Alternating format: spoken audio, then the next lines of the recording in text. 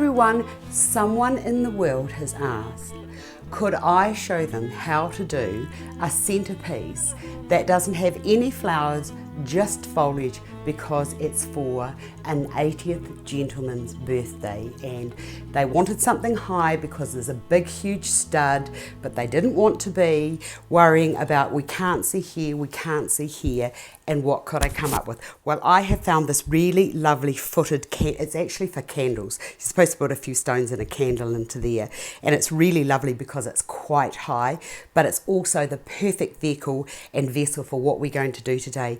Now, you only need a few components, so I think that this might just help the lovely lady who asked me if I could assist. Right, into here, I'm going to now put in some white stones. Put those into there. I love these little white pebbles, and they're so popular at the moment. But when you're buying them, do make sure that you give them a good wash before you start, and also make sure that your glass vase is clean before you start.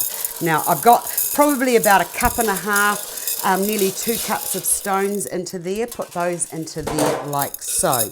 Now, if you've got any little sort of impurities, pick those out now, because we don't want those. Now, the other thing I'm going to use is I've got a few bits of moss, and I'm going to push those down and into there. And I love these little moss balls. They are so handy for doing work like we're going to be doing today. That goes into there like that. And I've got one more, and I think I'm going to have an issue seeing, that's better, seeing the stems, and I don't want to do that. Now, you could either do this with fresh or artificial. I found this artificial rosemary, which I absolutely love, so I'm going to use that. But even big bunches of this that just fall down could be quite beautiful.